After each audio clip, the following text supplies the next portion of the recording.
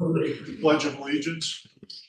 Pledge allegiance to the flag of the United States of America and to the republic for which it stands, one nation, under God, indivisible, with liberty and justice for all.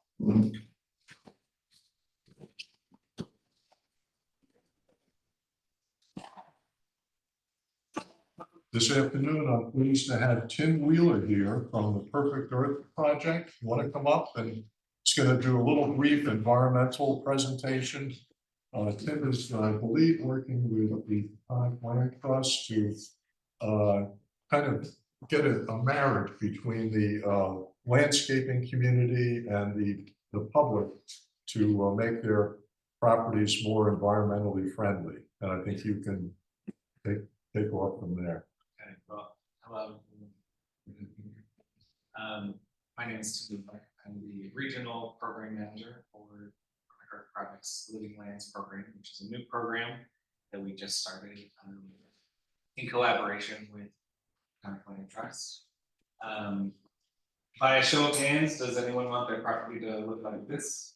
Go to the next one. What about this? Maybe? Okay. Next. What about this? Yes. Yeah. Okay. Next one. This. Okay. So these are all properties that are maintained and managed using nature-based practices, and that's a key component to the work that I'm doing. The Living Lands program is set up to help homeowners and property owners be supported and educated on how to implement nature-based practices, how to use native plants, how to make decisions that are better for the environment, better for their own health, for their family, for the community. And also part of the work that we do is working with the landscape industry, the green industry, to support and educate them as well, because they're the ones doing maintenance most of the time, the management. So, you know, teaching people how to better irrigate so that their lawn doesn't have growths all the time. Picking native plants that will survive better in our climate without irrigation, without fungicides, without pesticides. So at the moment, we are developing the program a bit. We've started some home visits, but a key component of what I'm going to be doing is 1 hour free site visits for any homeowner who reaches out to us.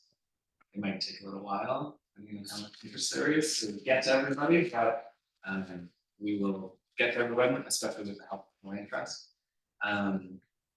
And yeah, so that's what I'm here to present. I have maybe a couple more slides and then one slide at the end about ticks.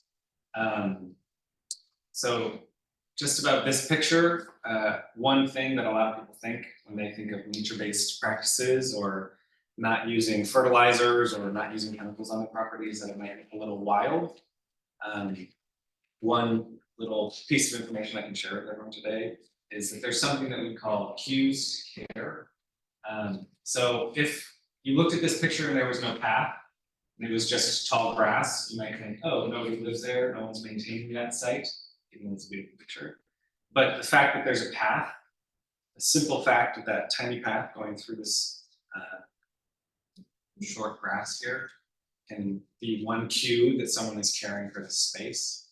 So next time you think, oh, I don't want to do that because it might look wild, maybe think of some cues to care, adding to a space if you want to let it go. So we can go to the last slide here. The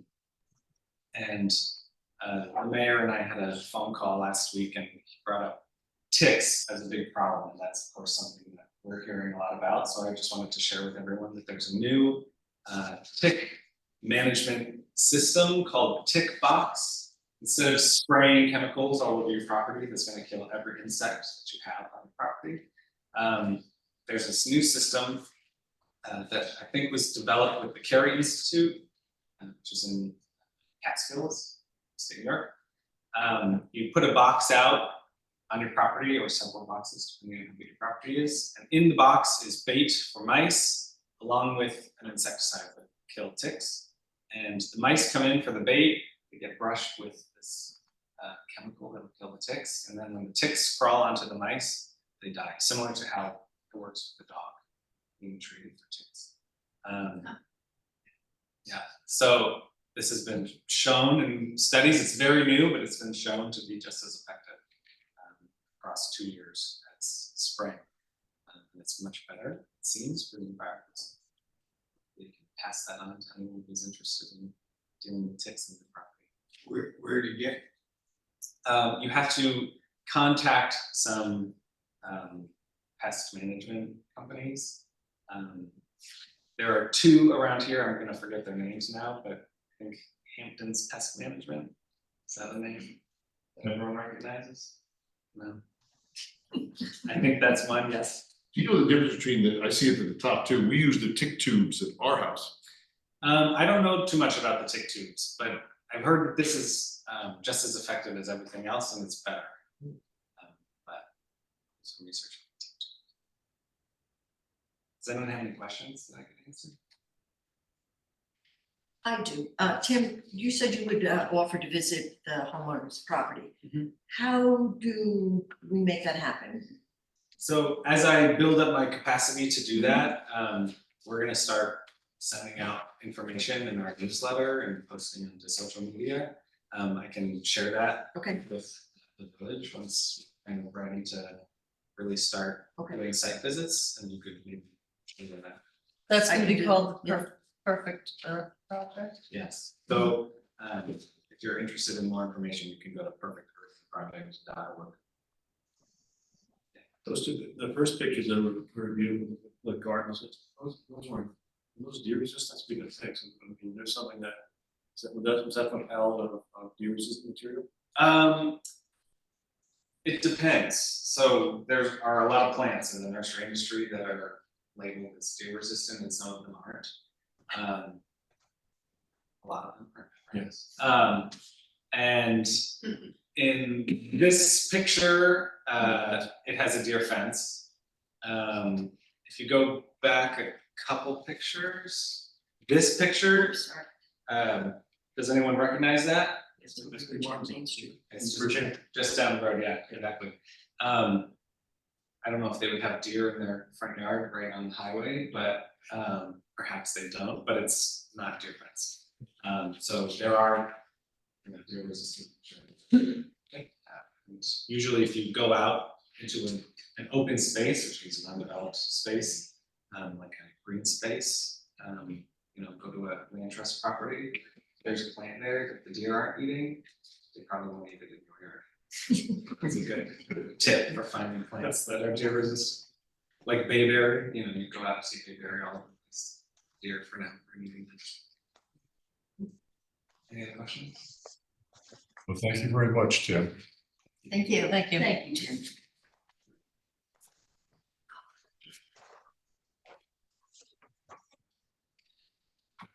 Old business site plan application for Cumberland's 119 Sand Dune LLC.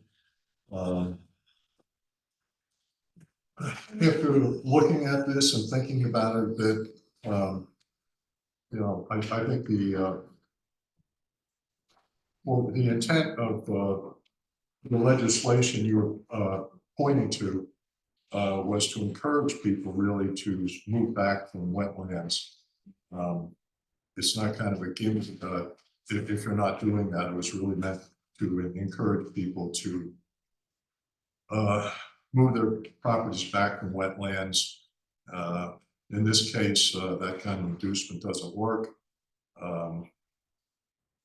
In terms of the neighborhood, I think the best thing is to have the zoning board of appeals adjudicate this. We have kind of a very narrow focus legally to look at this, while the zoning board has 5 standards which they can apply to this. And so we're going to toss it back to the zoning board.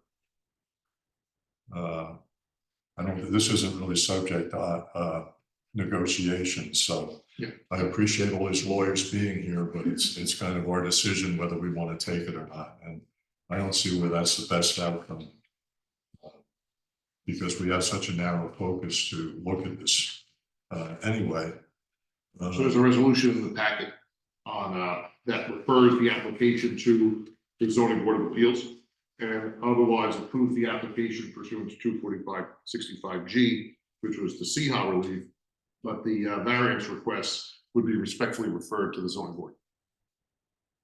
And so I'm gonna deem the first part of it read, and the last part, now therefore be it resolved by the board that applicants request for relief from R120 standards for front yard of 67.1 feet where 80 feet is required, and a rear yard of 75.9 feet where 100 feet is required, as well as relief from R120 standards for a front yard of 76.2 where 80 feet is required, is referred to the ZBA.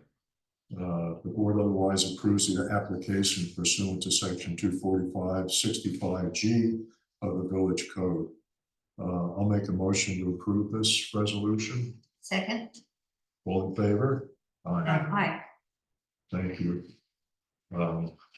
Thanks for showing up. Makes it look like we're really doing something here.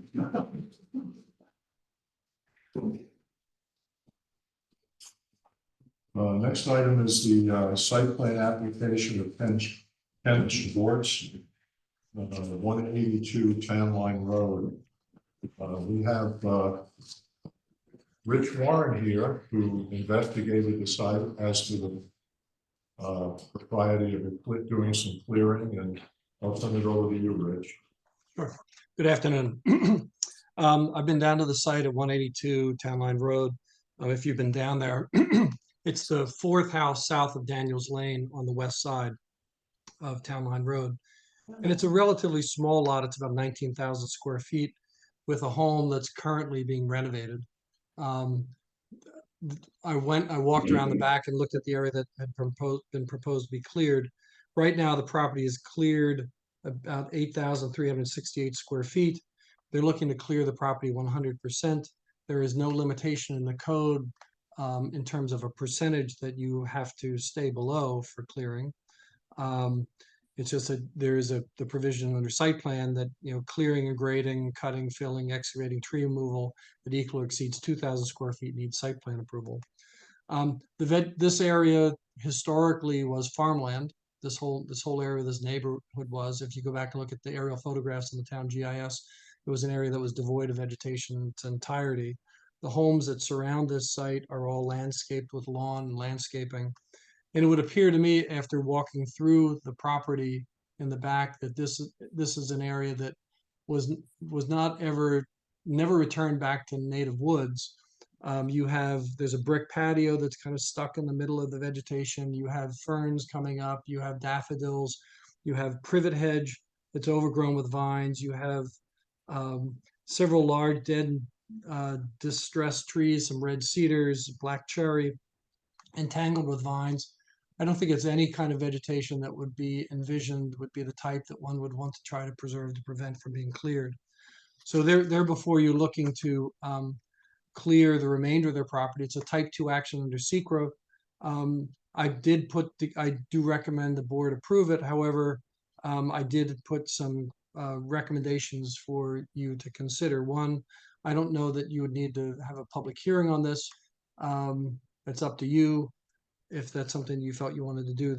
All the neighboring properties are cleared in their entirety, but I do suggest that if you consider granting site plan approval, that you would put several conditions on it. No removal of soil or regrading of the topography of the property will be permitted pursuant to this approval.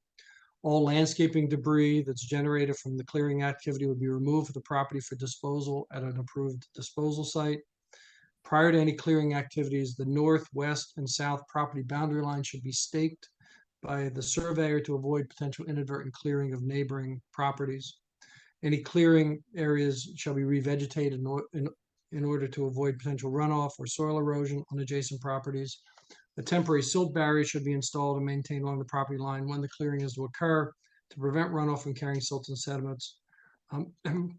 And the barrier should remain in place until the clearing has been revegetated. And this approval doesn't authorize any clearing of vegetation on any property other than that of the applicant. So to me, it's relatively simple. It's, the vegetation is stressed on the property in the back. And I don't know that it's anything that if any of us own the property, we would want to remove ourselves. So I'm here to answer any questions that the board might have. Anyone have questions? Yeah, I did a visit to it and I saw exactly what you described, a landscape backyard, which was probably let go. I believe the previous owners were getting quite old and probably just didn't care to maintain what they had at one time as a garden. Right. Tell me one more time where exactly it is, unless. Or chefs. Oh, it's on Nan's place. Nan's house, yes. Okay, thank you, Rich. Okay. Appreciate it. Yep. Mr. Egan, you want to? Yep, thank you, Mayor. And just I wanted to note too, Rich, I think Rich did mention that interestingly, the Southampton Town GIS, which has historical aerial photographs, actually showed the area with no vegetation historically. It was cleaned at one time. So this is kind of scrub landscape that developed. Yeah, it's second growth. Yeah, second growth. Right. So Mayor, I would recommend that based on the planner's recommendation, that the board adopt the resolution, which I'll dictate today. It's not in your packet, but that the board adopt a three-part resolution. One, that it's a type 2 action under 6 NYCRR Part 617 under SECRA. 2, that it waive the public hearing of the site plan as we're authorized to do as a board under section 245-69D of the village code, and then adopt and approve the site plan with the following conditions of approval, and they are contained in section 3A through F. We would adopt 3A through F as set forth in the memorandum of Richard Warren, our planner, dated April 26, 2022. Then I'll move that motion. Second. All in favor? Thank you. Thank you, Mayor. And we're done with Rich. General LLC. Oh, 40, sorry, Rich. 40, yes. I don't know whether you see Queen is coming in. Yes.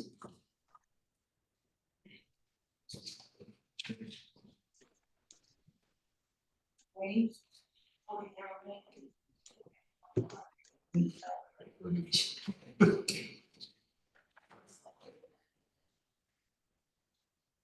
Just can't get enough of this. We can't get enough of you, one or the other. It's exciting. So I'm here on behalf of 40 Narrow Lane LP. This is a 2-lot subdivision, technically only one. We have an existing house. We have a balance of the property that was now bought the development rights off of, not built. The issue is our client wanted to sell the house separate from the farm. It was all one parcel. We couldn't do so under the town's easement without, because they restrict a certain amount. And it's confusing. I have a house, but I can only sell it for farmland for 25,000 an acre, and it can only go to a bona fide farmer. So can I sell the house to a bona fide farmer or somebody else? But we wanted to clear that up. We worked with the town attorney's office, and they said that the quickest way to do this is subdivide the property. So we're here essentially on the dividing line between the easement and the house lot. The house lot complies to zoning. Health department submitted the final application. And unless your consultant has any questions, particular as to mapping or otherwise, I think we're in good order. You want Rich to review his report? Sure. Good afternoon again, Richard Warren for the village. So I'm not going to read it, but I'll just summarize what we went through. This is a relatively simple project. There's no increase in density with this division. They're just splitting off areas that are restricted from the house lot. It's in an R80 zoning district. I've looked at the plat that has been prepared by Squires and Holden, and it contains all the required data that is necessary for a final plat. So it is compliant with the mapping requirements. It does have some additional information on here that I would recommend, as you'll see at the end of my letter, be stripped off for the filing of the plat, because they typically don't like to see topography and some of the other notations on there. But I went through the standards of section 190-19 of the village code, which are the submission requirements for final, and I went through the packet that was given to me, and I felt that everything was appropriate in terms of the plan. There were two sections that I felt that the planning board or the trustees acting as a planning board should consider waiving for this. One is the requirement that the applicant provide letters from a responsible official of the electric power agency and water service agency. Typically, those are required to demonstrate that the utility services are suitable for additional density on the property. We don't have any additional density on the property. We're just splitting off areas that are sterilized from the residents. So there's only going to be one resident. So I felt like that was something that was probably not necessary, but you would have to waive that. And also there is a requirement that the planning board get a letter demonstrating that the subdivision plan has been submitted to the to the school district. And that's really because they're concerned about whether or not there's going to be a subdivision that's going to generate kids for the school. And this is not going to generate any more kids than you would have in the single family houses on the property as a whole. So I did not see where that is anything that's really necessary that would have to be done, but you would have to waive that. So my recommendation would be, if the village attorney agrees with that, that the planning board would waive the requirement for the utility letters as well as the letter from the school district to move forward. The trustees back in October 11th, 2023, you issued a negative declaration on this division, which was appropriate, and therefore no further environmental review is necessary for this. The last part of this, second to last part of this, would be whether or not you should hold a public hearing on the final plat. The code specifies in section 190-19E of the subdivision of land that the planning board may hold a public hearing on final plats. In this instance, I would recommend that you waive that as well. You had a public hearing on this on September 13th of 2023, and there was no public controversy. And there's really no change in the usage of this property. It's a division that allows a separation of preserved land from the house. So I don't see the benefit of holding a public hearing. I think if you did that, the same people that are in the room today are going to be in the room tomorrow. So I think that my recommendation would be to waive that. And lastly, the Suffolk County Planning Commission, I think Rhodey had sent that on to the Planning Commission. Have you gotten anything back from them yet? Yes, Rich, and it was deemed as a local determination. Yeah, that's what I expected. So I think that if the board, Go to. Sorry, Rich. Go ahead. I think if the board wanted to move forward with this, which I would recommend that they do, I think you could waive the letters from the utility companies, waive the letters to the school, waive the public hearing, and then you could consider, when you feel it's appropriate to adopt a resolution, you could adopt a conditional resolution of approval for this map. I do have some conditions that I've recommended on the last page of my letter, page 4, that I think are necessary. The final plat has to identify the date when the actual survey was completed. In the bottom left-hand corner of the map, you'll see that there's the signatures of the surveyor, Robert Smith, but I think he just inadvertently left out the date of when the survey was actually completed on the property in the line that is there. They need to get street numbers for the parcels that's determined by the town assessor's office. They should remove information that Suffolk County clerk would not want to have topography and location of surrounding homes. It's really just the plat itself. And then they would submit 4 Mylars and 10 paper prints, the final maps to get signed by the health department and by the planning board. And then they get recorded. So I think it's relatively simple. And I think that the applicant has actually done an appropriate thing with this. In the R80 zoning district, you have a minimum requirement of 50% of open space if you were to do a cluster development on this piece of property. In this instance, we have 77% of the site that's been preserved to the sale of development rights with no increase in density. So I think it's actually good for the community. Great, Mayor, I think Mr. Bruin might want to add something in response. okay. I fully agree with everything your consultant has indicated. I've reviewed his report as well as the draft resolution. The only question I have, and as a condition, you indicated that this has come up in other municipalities, the number of Mylars and paper prints you actually need for 10. I know the 4 Mylars are necessary. The 10 paper prints. We'll get them to you, but I'm just saying that I found that I was getting supplied back like 6 of the paper sheets on my office and nobody else wanted them. So I need one here. I don't know what the county requires. Yeah, if you want less, you can order less. This is really just some standard language that we took out of other resolutions of final plat approvals. So if you don't feel you need that many, I agree with you, but yeah, I was just gonna say, it's just something I know in the digital age, it's become, people aren't requiring all the paper prints, so I just wanna make sure we'll get you whatever you need, so I can check, Rhodey, and Okay. make sure county or whatever the number is, and we'll give you whatever number you need. yeah, we'll put 3 on for us, but obviously you're gonna, it's in your business to record whatever the county needs, so that's fine. So 3 for us? 3, yeah, 4 Mylars and 3 for us. Okay. We're gonna lose Minimum one. of 3. We're gonna lose one probably. Backups. Okay, got it. And Mayor, there's along the line, to follow up with Mr. Warren's comments, there is a resolution in the packet approving the subdivision. Again, I know with the board's thanks for this project to preserve this farmland and to encourage it and to allow this other house to be sold off. There is not going to be any impact from unless they're growing kids, on this property. There's going to be no impact in the school district because there aren't going to be any kids from farmland that's going to, from the new lot that's protected. There's not going to be any structures, so there's no concern from the fire department, and there's going to be no utilities, there's going to be no structures, because nothing's going to be new on that property.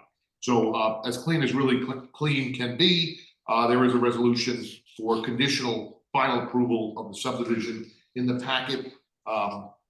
Mayor, you can deem it read into the record, unless you want to read the sections, but otherwise it lays out exactly as Mr. Warren has represented on the record. No, I'm fine with deeming it read. Does somebody want to read it? Want to take a little? More time? Okay. Do you want to read the? Do we need to? First. You can if you want, otherwise it's in the record as is. If you want to read it, go ahead. I'll wait. Thank you for saving us, ladies. All right, so we'll deem the whole resolution read into the record and we'll give it officially to you tomorrow. For approval. Okay, I'll make the motion to approve the resolution. I'll second it. All in favor? Aye. In terms of within this resolution, you're waiving the utility letter and the school letter and the public hearing. Correct. So we got all of it done in one shot. Right. Great. Even though the school would love to have children, right? Let's be honest. But it's okay, we know they're not growing them on the field. It's too bad that Mr. Hopping can't find somebody with $7 million who wants to farm the lot next door. But it makes sense to separate them. Okay, thank you. And I think, Rich, I think we're done with you, right, Randy? Thanks, Wayne. Yes. Okay, Thank you. thanks very much. I appreciate your work. Okay, good to see you. Bye. Thanks, Rich. Yep, bye-bye. Let's see, Rohit made up a good, what do you call it, storyboard or something? Oh, first of all, you have to do Meadowmere, then there's. I don't want to get into that. Oh, I'm sorry, okay. sorry, Bill, I thought. The CPF had its 25th anniversary last Saturday in Hampton Bays, and Rody made up a great presentation of properties preserved in the village. Oh, there we go. Nice. Statistics and everything. And it was a great opportunity for us to get, Rody was up there for part of it and I stayed for the rest of it, and I was able to corner our new supervisor, and she looked at the pictures and we made a pitch again about the most current thing, the Schwenk Farm, and she was well aware of it. Jackie Fenlon from the Community Preservation Fund was there, and we gave her a good nudge, and she said supposedly, I think this year they will make Mr. Schwenk, the Schwenk family in Offer. And also I was able to spend some time with John V.K. Halsey, the Peconic Land Trust. I was curious about, in terms of a selling point, tax implications of not taking, not requiring or getting full payment for the assessed value of the property. And he told me a few things, which were interesting, but in terms of a particular situation, it depends on what type of entity owns the property and what their tax situation is. You know, if you're a real high income person, the write-off from giving away, so to speak, some of the value of the property can reduce your tax consequences. I'm not sure that's applicable in this case. I don't think Kenny, or I don't know who else in his family has a piece of this, but I don't think they work on Wall Street. So, but anyway, it was interesting to hear about it. And Halsey's other pertinent statement was that you're going to have to probably raise money independent of the Community Preservation Fund kicking in. I guess he assumes that they're going to make a low offer. So anyway, pass that along. So in order to keep his subdivision rights alive, we've been asked to make a resolution to grant an additional 90 days for the filing of the final plat for the proposed subdivision. So I'll make a motion to grant that. Second. All in favor? Aye. Okay, great.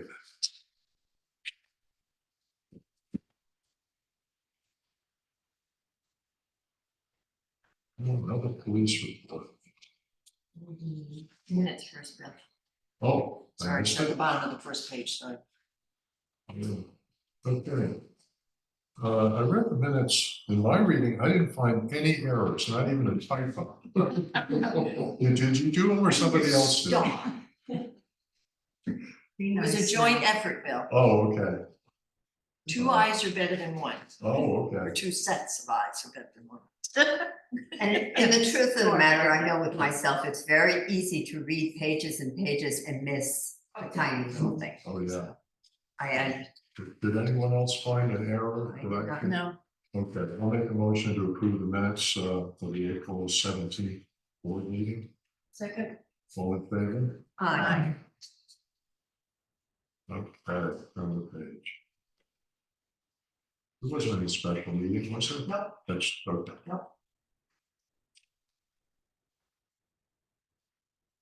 It's like boilerplate agenda. Yeah. The police report, you want? Yep, sure. Okay. All righty, so we got a little busier this month.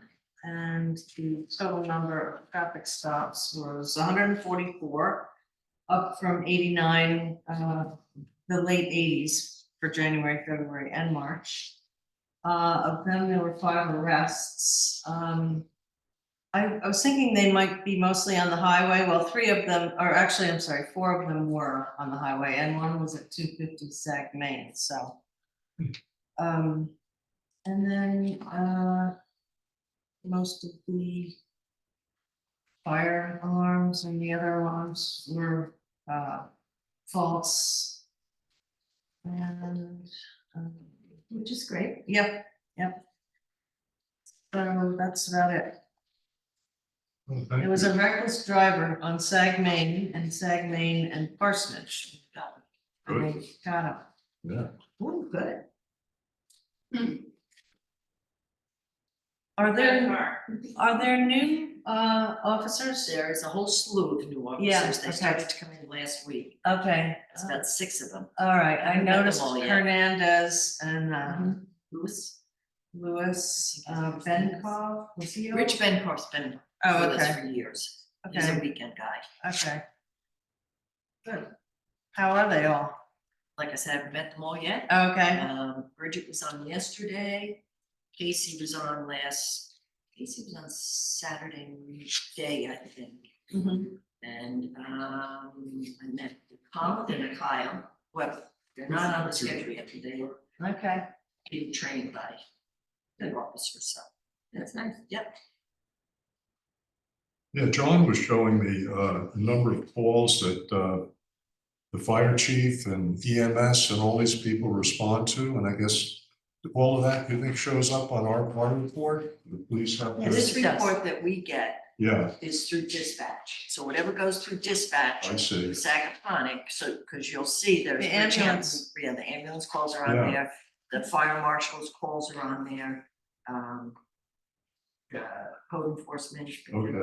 They'll go on there as well. One thing I didn't understand on it, and it was on page 17, it's a public assembly inspection. Right, that's a public, we send off the special event or the public sends probably one of the road races. We send it over to them. Oh, and to they get their expect it, approval, and sometimes they'll come out and just check it out, Okay. they'll check the site of it, that's what that means. Okay. Thank you, Carrie. You're welcome. Chips, is that something you'd like to Just expound a- on? It's just information, I just got the letter for the allotment for the 24-25 state fiscal year. So that's the CHIPS, Pave New York, EWR pop monies, which is just over 104,000, which is what we use to offset the cost of our repaving. It's a reimbursement, so we spend the money, not the paperwork into reimbursable we just spent on Seascape Gibson. and Gibson. I will send in the next reimbursement step on this. Mhm. Okay.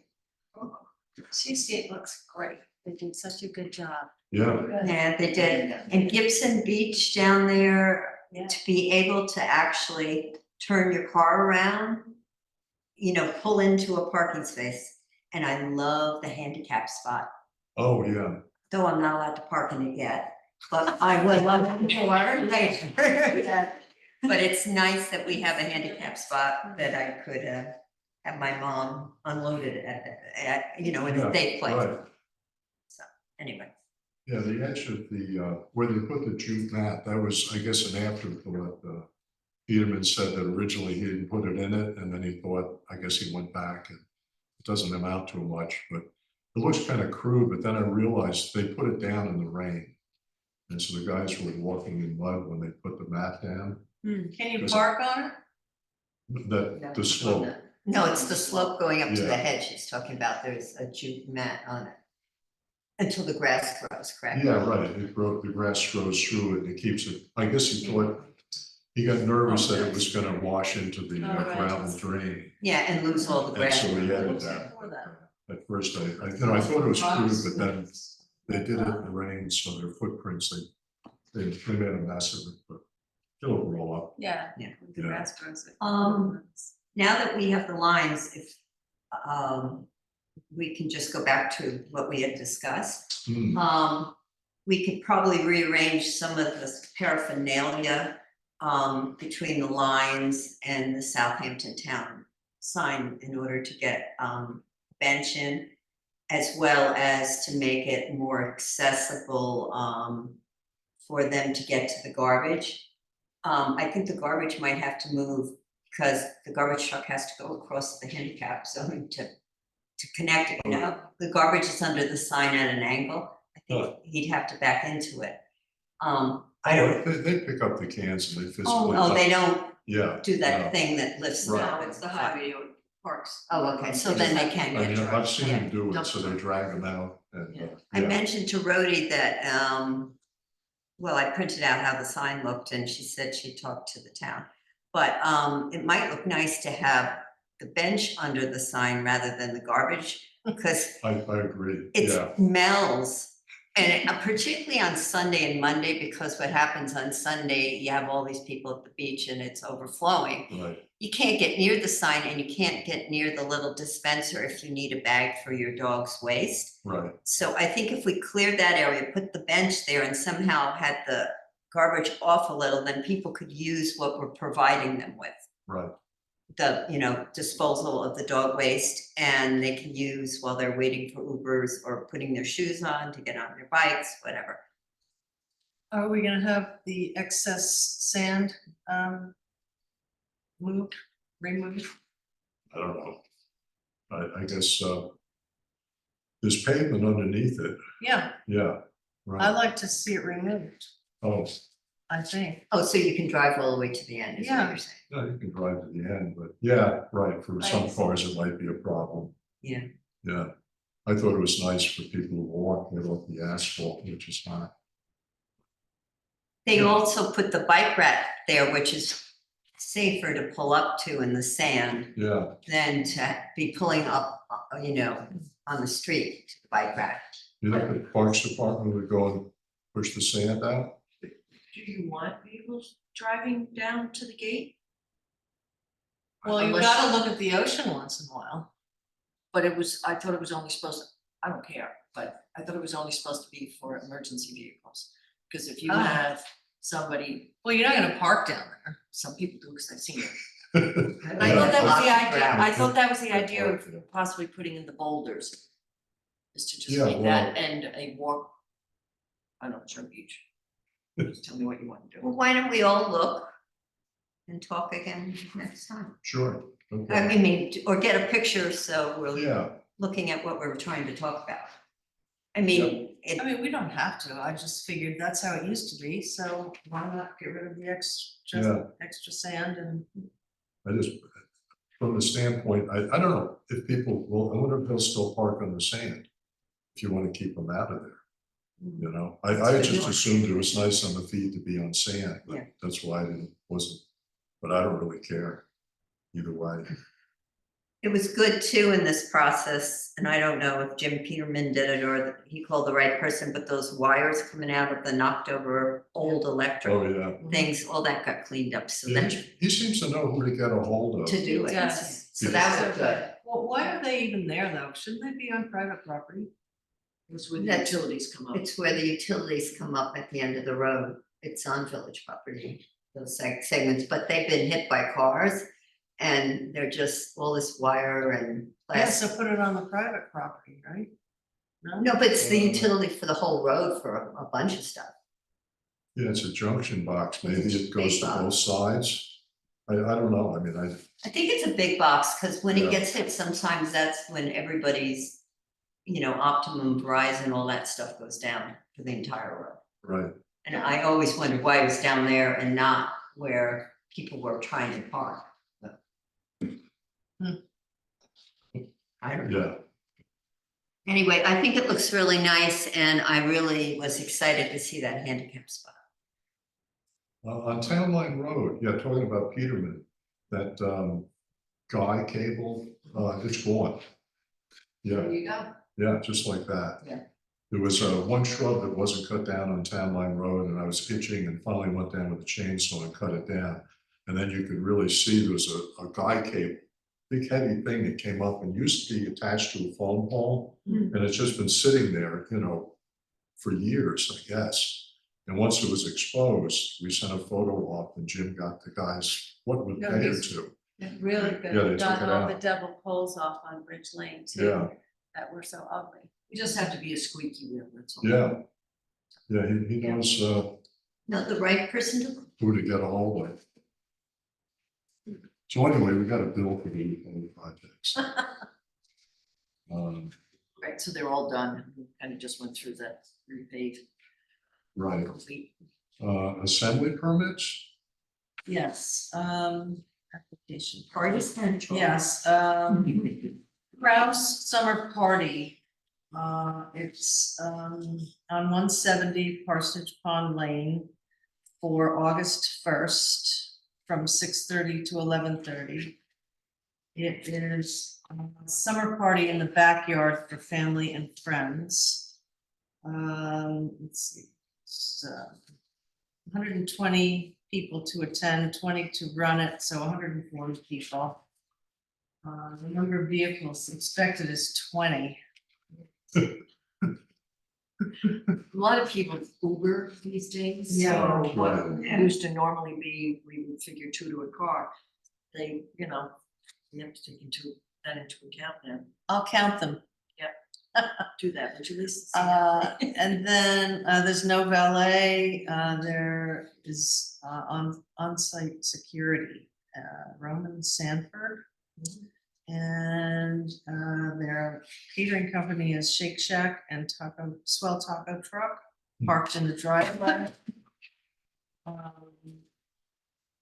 There are portable bathrooms. They're gonna be located on the basketball court, one trailer with 3 stalls and 2 urinals. No police, no highway, no building inspector, one small speaker, I forgot to tell you about a tent. A 40 by 80 tent.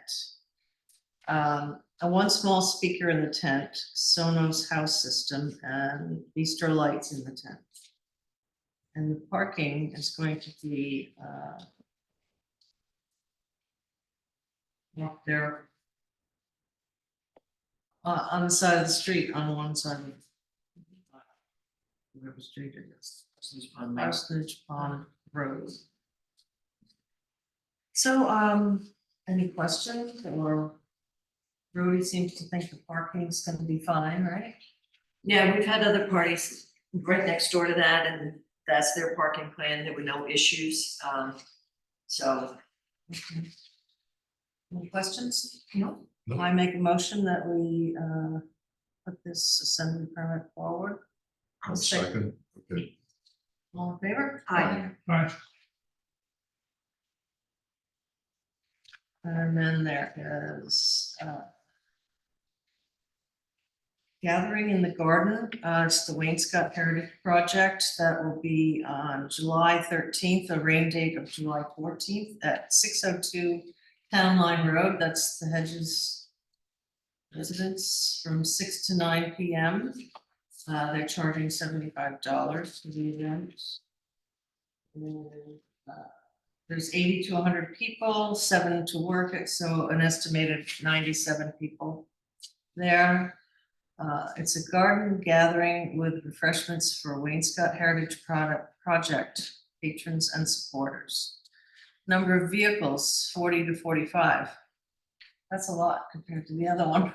It's less people. These people are not younger to set than Uber, I guess. I don't Yeah. No valet company, parking to be on site and parsonage, wheels off the pavement. So it'll be on the north side of Parsonage Lane, just west of their property.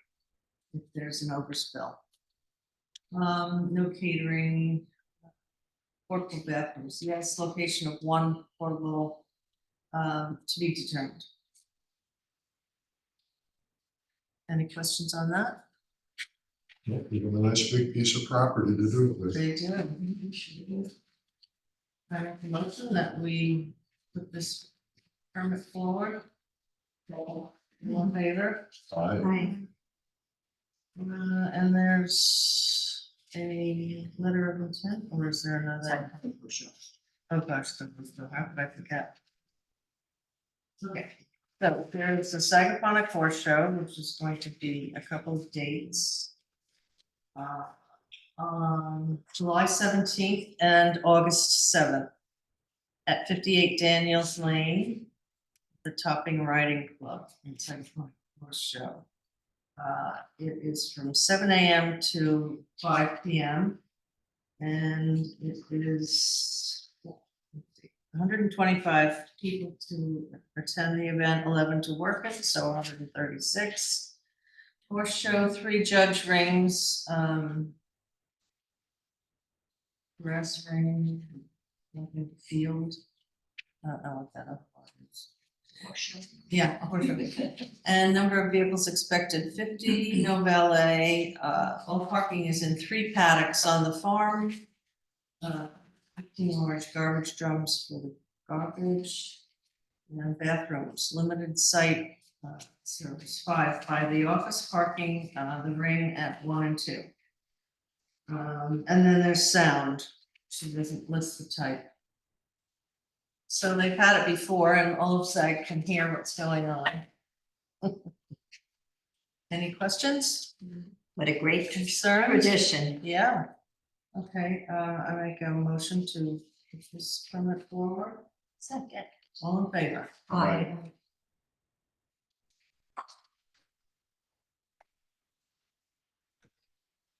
And then there's a letter of intent, installs.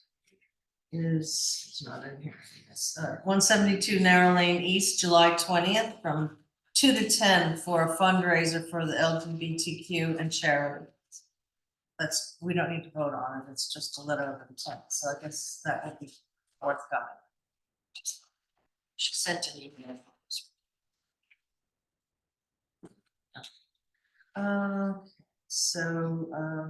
Yeah. Oh, I'm sorry. That's okay.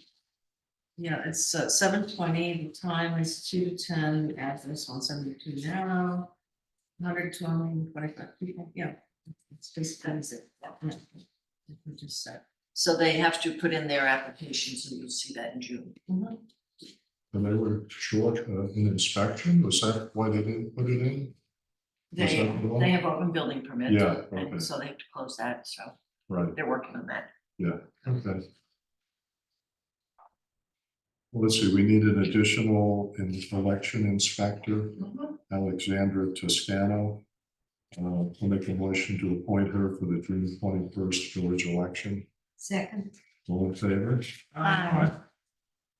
We make a resolution to schedule the end of the fiscal year meeting for May 31st of 2024 at 10 a.m. at Village Hall. What day is that? Friday, or I think. Thursday?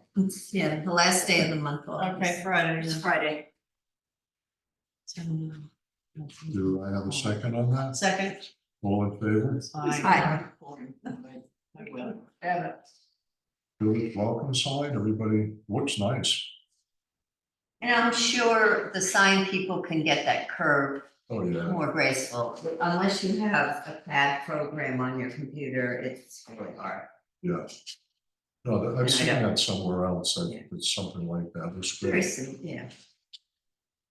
Where are we putting it? I would think, why don't you do one, because the Yeah, size, let's you do know, one. how big it should be.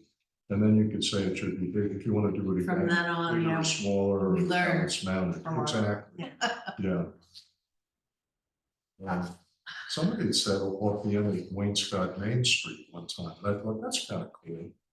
Well, they already have a state landmark Yeah. there. Right, Well, the other thing, when you're coming down the old Wainscot Main Street, you're talking about the old Wainscot Main Street, right? In the middle where the there. post office used to be? Yeah. Yeah, Right now, we have on our side, a big, for sale sign Yeah. for some land in there. well, that can go, And we also have a parking lot from a flag lot, being built to the left of it. right, So it would be nice to make that area a little better looking because it's kind of, Okay. I mean, try it, we'll see what it looks like, you know, and, or proportionately what it does. And, How tall is it?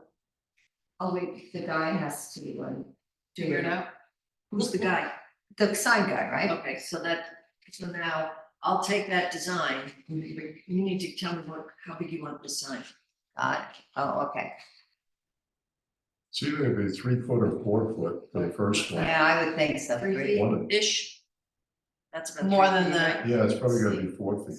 Yeah. 4 feet, I go with 4. Okay, so 4. You don't want people having an accident because they can't read it, 4 feet might be good. 4 by 4. No. Well, they can figure the height by how much the lettering. The lettering fit. Okay. Yeah, It's gonna be. Where is it going? At the end of Wainscott Main Street on the second. the field of brush. When you turn left, either to go toward Daniels or right to Yeah. go. I thought we were gonna put it at the bridge. Well, let's do the test one over there. You know, What then about the doors? I if think we like 4 it, feet might be too we big. can put it over by the bridge. If you were, next. if you were in Wainscott, you already have been through seven. No, when they're coming back. Coming back and they say, oh, that's where I was. Yeah. It's not the most important place. When you get to the bridge, that's more important, so. We Well, want, that's why I thought it'd be. yeah, Yeah. it's the size that Have we're one worried going about, over the bridge. yeah. Oh, this is 3. And a half. See, if we put it in the the less important place, then we can see if we got the right size for the bridge. Oh, this is, Yeah. okay. Yeah, I'm just Right. worried that if you made it so Right. big, you come across the bridge and it would look, you know, by the, too big. And remember, we own that spit of land on the, what I'm gonna call the Bridgehampton side, but SAG owns it. Hmm. That might be really cool if we got it the right size to come across before you enter into. Yeah, the that'd bridge. be nice, yeah. But size is really important. It's so much easier if we see one before we decide on. So you Buying want it floor. 4 foot wide and you want it placed at the west side of town line directly across from Wainscott Main Street. Right. Well, you know, there's a sign for Sag Main Beach. We could go and see how that looks and the size of that. That's a good point. And see if we like that. And I'll go measure it. That's a Right, good I'll hold idea. tight. Okay, all right. That's a good idea to take something that we visually understand and go from there. Okay. That's easy. Got it. I think we have somebody here who wants to speak to us. Does somebody Well- want to say something? No? When you have your finances to do first. I know, I think it And won't then- make everybody suffer as much as we do. So, Right, so do your did, finances. did somebody want us, goes to the one? Yeah, well. Oh, you want to wait?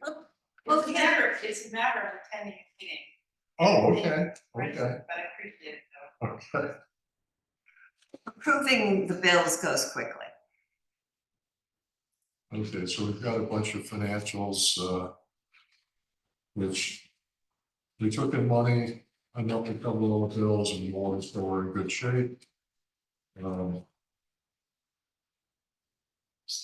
know if you want Marty to expound on any of it, but it's, we're doing well and we're not overspending, so financially, we're doing fine. You want to just pay the bills? Okay, I'll make a motion to expend from the general fund $53,181.82. Do I have a second? Second. All in favor? Aye. I make a motion to expend from the trust and agency planning fund $7,330. Do I have a second? Second. All in favor? Aye. And then I'll make a motion to expend from the capital highway fund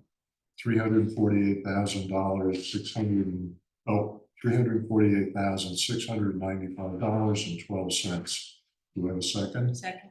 All in favor? Aye. Okay, great. So now, somebody wants to make a speech? You have next meeting date, that's next Oh. on your agenda. I think We're we good. did No, that. we're good. We already You're did. good, Bill. Thank you. Okay. Very much, yes, I will. I'd like to stand up. Sure. I always wanted somebody to take their shoe off and bang it on the podium. Cruise steps Yeah, down. cruise step. Yeah, I thought that was. Somebody else to do that. Oh, First off, I wanted to know whether or not the board did get my letter. Just that I- identify yourself. Oh, please. sorry, Lee Foster. Thank you. 698 Main Street. Wanted to know whether or not the board received my letter that I dropped off last Thursday. I emailed it to you. Yes, we've all read it. So you guys have gotten that, okay. So I'm here to talk about the tower. I attended the public hearing and I heard the discussion and thought that the comments that from the public displayed negligible concern. Mine was about the noise, which I did mention, both the backup generator as well as the tower itself. That backup, what would be considered the electrical hum, that we all know is annoying from our own household appliances. But 5G is invisible, and my level of understanding was very much less informed about what it is and what it does. There's a fall zone that is being ignored, and there is a residence in close proximity. The inhabitants, our tenants of the farm, who are very, very concerned, likely will not remain there, and it's like the tower has poisoned our ground. So the question arises, where else can it be? Did the village make any attempt to amplify notification for its location here? And of course, I'll just bring to your attention that for the deer fence, We had to notify everybody around it, the perimeter. And in turn, the people who showed up about the deer fence was all about the look, tangible look. What is apparently is a vision thing is to us an invisible thing that is going right now unaddressed. And I won't say anything more, but I was handed this statement from Sabella. If you want me to read that as well, in light of the fact she couldn't stay. I have a Sure. quick question. What's the fall zone? Did you say a fall zone? Yeah, there's a fall zone that's being ignored here. that I don't know what that relates- means. If a tower comes down, they Oh, oh, have oh. to have a perimeter fall zone, which of course, are right now, I mean, in terms of the residents next door, it's really being ignored. Yeah, I had asked them about that, and they told me that this thing is engineered somewhere up where it has a point that'll break, Mhm. and then it'll lay upon itself. Right. So, Well, I it's thought just, that it's was- just yeah. another aspect of this. Yeah. okay? Can I read her statement? Sure, to you? go ahead. Okay. She said she's unable to stay. As a tenant of the White family and not a landowner, I was not alerted to the proposed cell tower. This is so controversial. The risk to my 45-year-old business, and she notes this, 20 employees who will not work full-time in close proximity to the tower, health concerns to all of us working and living within that closeness, the loss of income to my business from customers unwilling to also be that close with their friends, family, young children, etc. Thank you very much. Who was that letter from? Oh, Sabella, would you like it? I just need a name, Loves that's and all. Fishes. I'm sorry. Sabella. I didn't make that- Yeah, I didn't make that clear. It's Loves and Fishes. Civil? Sabella. What's her last name? Sabella Van Pompen. Here, I'll give this to you. She put that as she was writing. Okay, that's her name.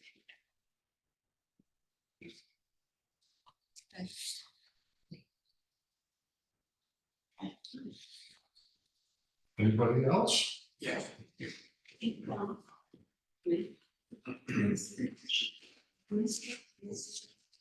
Dean Parker, 729 Sag Main Street. I, like my mother, feel the same way about this tower. I feel like the proximity of this tower to our community is too close. And in fact, if you get involved in trying to do some research of your own reflecting 5G towers, the Environmental Health Trust .org, so ehtrust.org.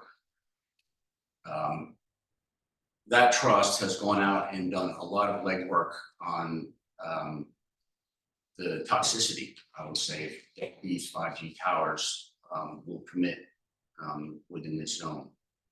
I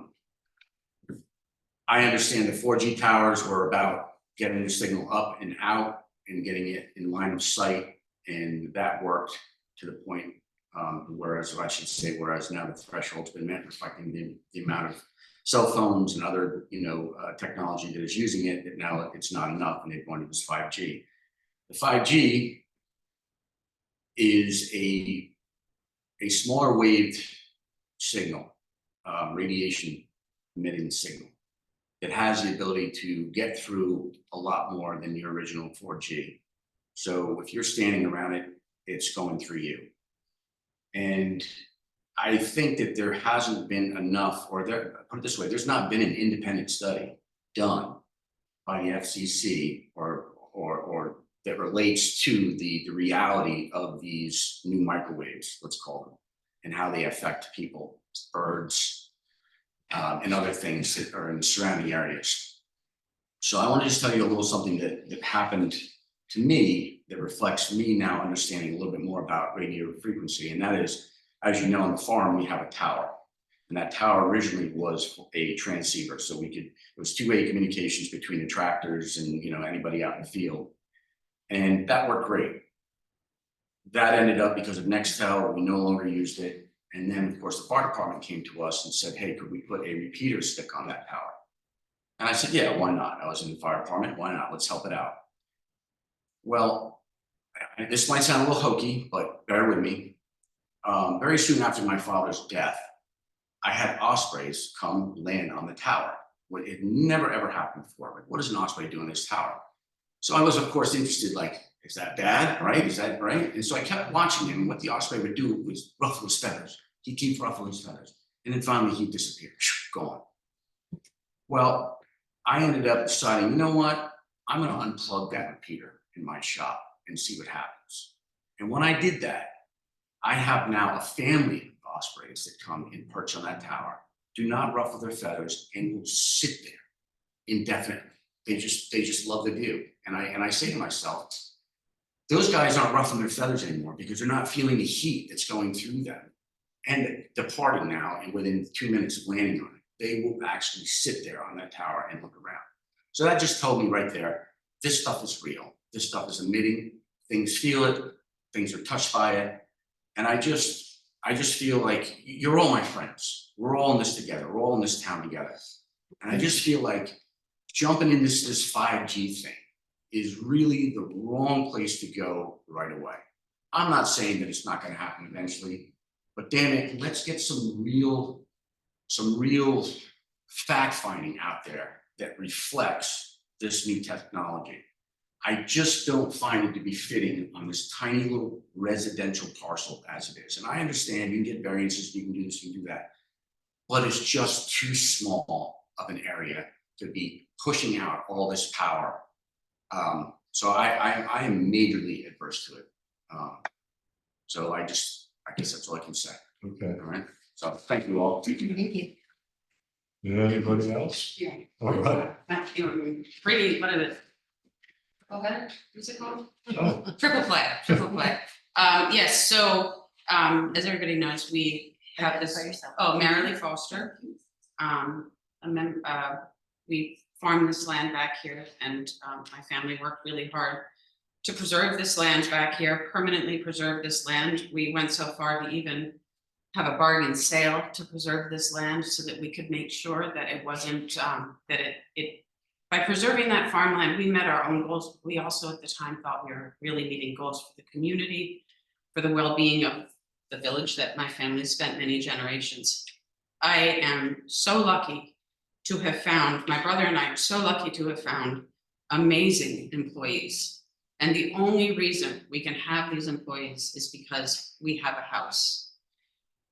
I wouldn't want to live there.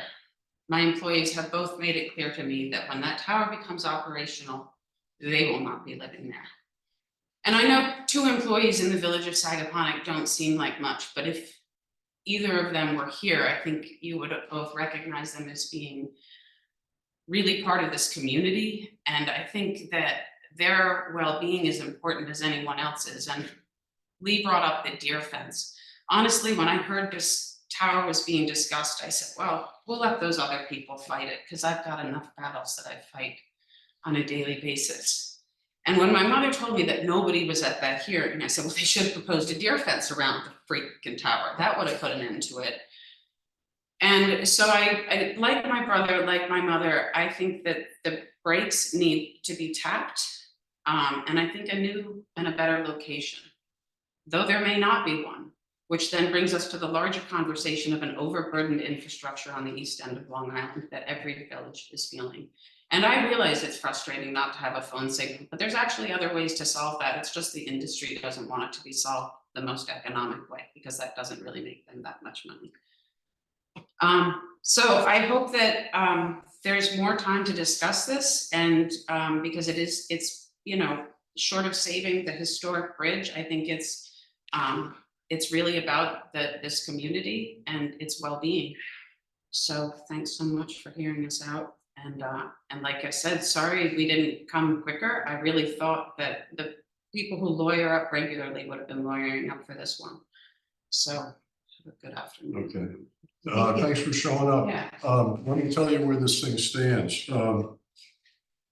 Let's see, in terms of legalities, the question of radiation is like airplanes flying overhead, or what kind of car you drive through the village. the village is allowed certain legal, things that we can deal with. This is our, playbook kind of. There's two little books called the village law books that the state, comes from the state. And that's the kind of stuff that we can do here. And in particular, back when we first wrote the cell tower section of the zoning code, and to this day, it's been told to me by every attorney that the federal government doesn't let us rate the airplanes, and it doesn't let us look into radiation. That's something that the village is not. every reason we should. Huh?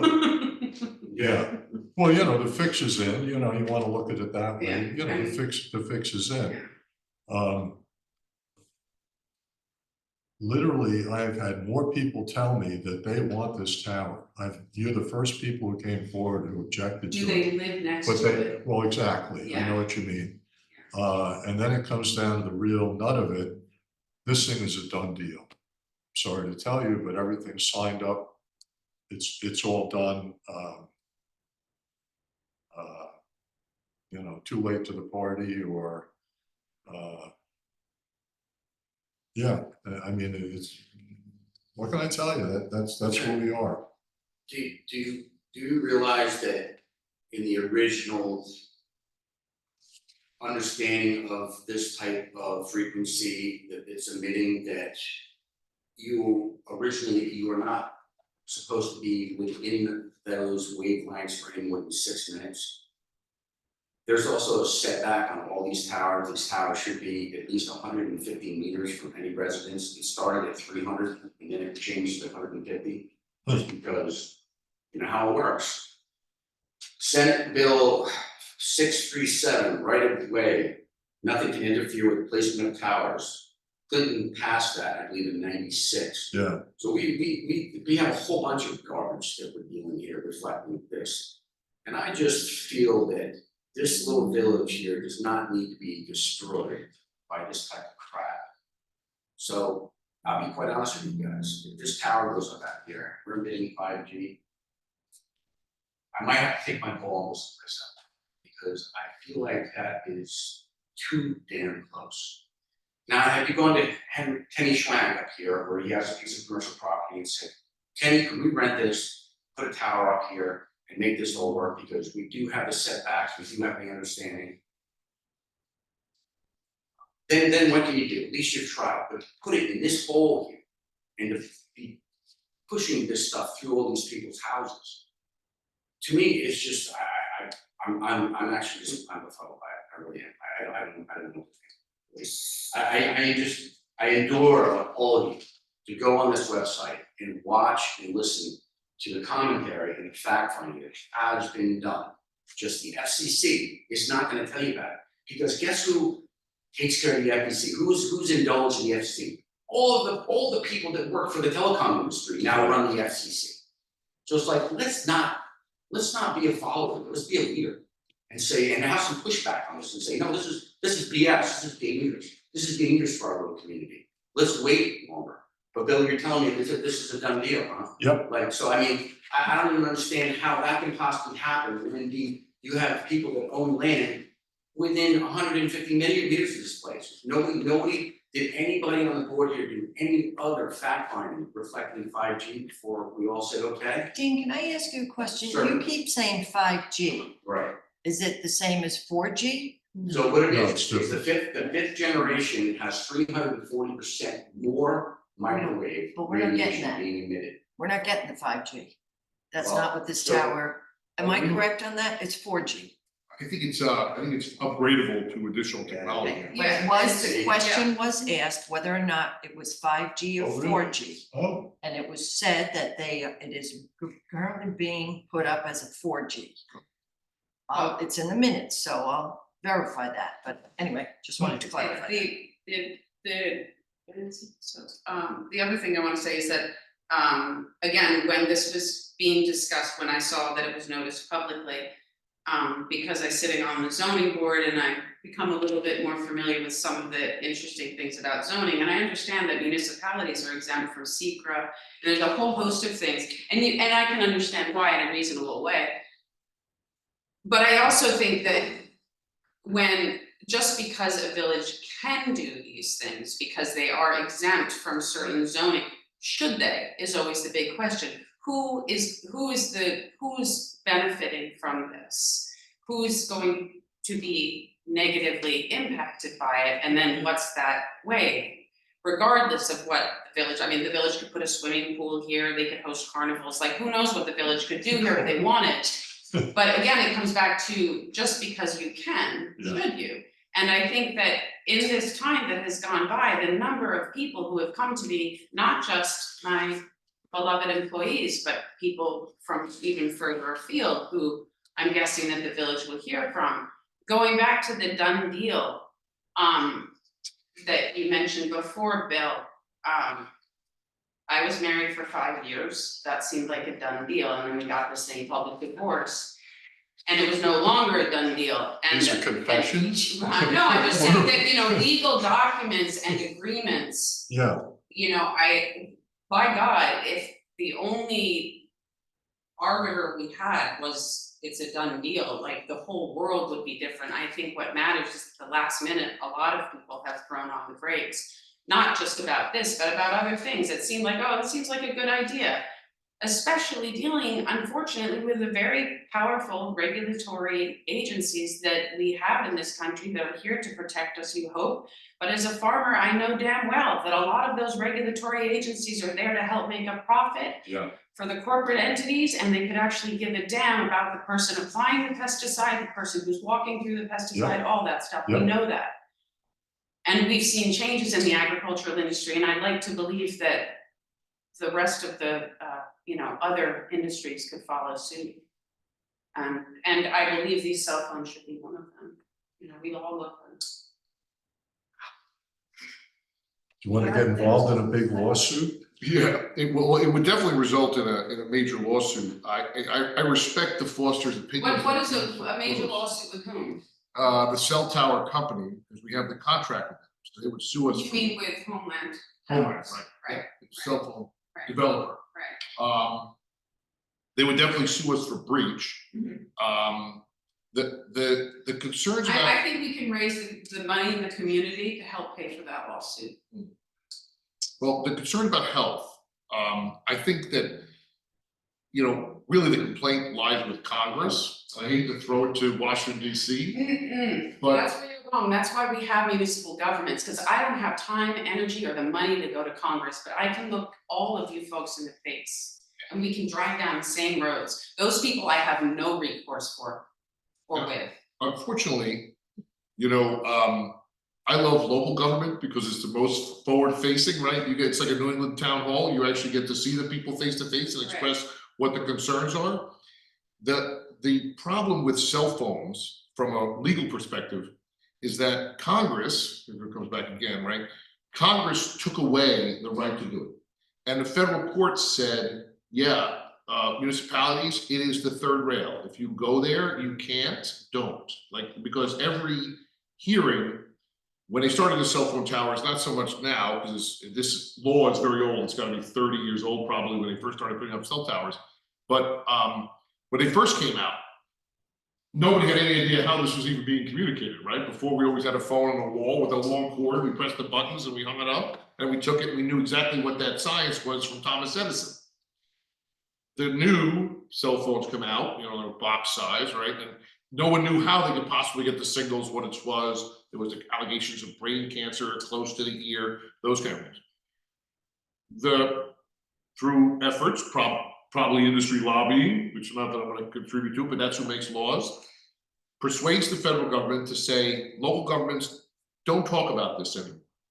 Number one, you're not qualified. I don't have an electrical engineer. always say. Yeah, I don't have an electrical engineer. I don't try to pretend to be educated by watching Google. You know, Dr. Google seems to solve everything. As my wife says, I'm a super hypochondriac, and if I went on Google, I would probably have some kind of catastrophic tropical disease right now. But that's why you try to stay away from those kind of things. And the federal government said, look, we have, whether you believe it or not, you know, whether it's credible or not, we have the studies, we have the engineers, we have the professionals, we have the capability, we've studied it, it's safe. and don't talk about it because it'll derail your issues. And then what Mayor Tillotson said, it left the villages, all local governments, including the town, a very narrow window to debate these things. Zoning, fall zone, those kind of things. That kind of very limited issue, very narrow lane. I thought they couldn't be within a certain distance of schools. I thought that that was actually true. I don't know, again, that's an FCC question, it's not a zoning question. So they leave us a very narrow code section of authority.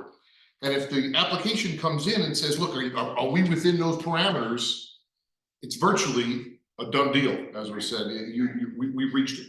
And there have been villages who have and municipalities who have gotten close to that line, and the federal courts have said, don't even go there. It's a loser, and you're gonna get whacked, and probably whack you for attorney's fees, because you know that you can't touch it, unfortunately. So I think the rate course really does lie with that dysfunctional 435 people that are down in DC. Right, and so because luckily there's 6 non-dysfunctional people within the village of Sagaponic, and there's a private company called Homeland Towers, it just seems like they need to take their tower elsewhere, because there's been an agreement to put it on a tiny piece of land in the middle of winter where a community is not adequately informed.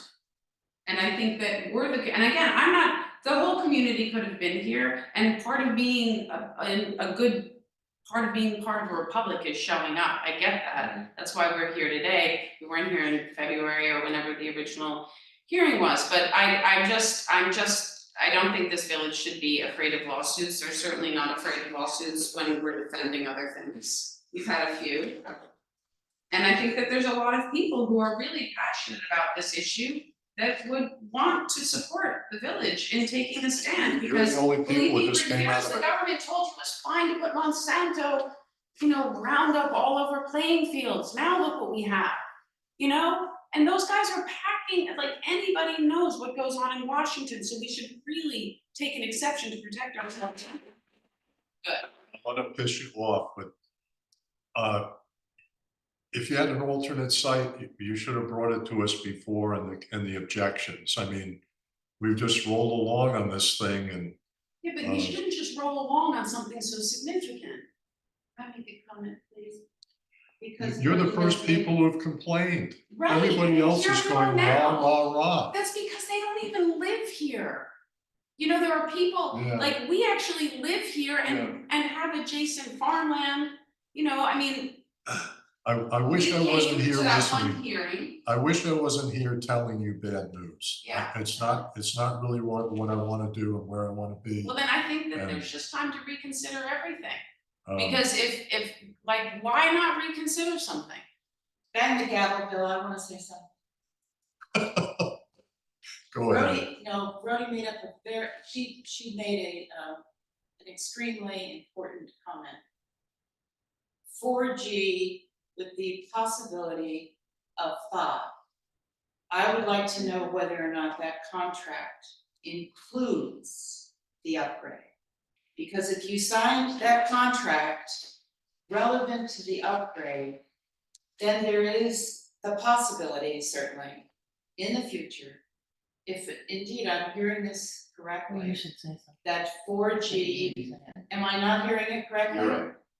Am I hearing it correctly? Roddy will get you a copy of the contract, right? It's easy enough. It's a big fat thing, and I know I've read through it, but I don't remember. I wasn't looking for something like that. I was No, of looking course at. not, I mean, Yeah. that's, Well, then at the very that's least- what's governing this conversation. Yeah, Is the okay. difference between 5G 5 and and 4G. 4, we had the proposal in front of us ourselves. Right. So I mean, it was not like we weren't informed, at least to that point, at that moment in time. So that to me is a significant, very crucial point, okay? Yeah. That's all that I would like to add. This discussion is not going to go anywhere at the moment, so Thank Thank you very much. We, for having yeah, me. I appreciate you coming, but I would have liked to have heard it a long time ago. I think we're done, right? We've run the whole agenda. Yeah. Wow. I'll make a motion to adjourn. Second. All in favor? Aye.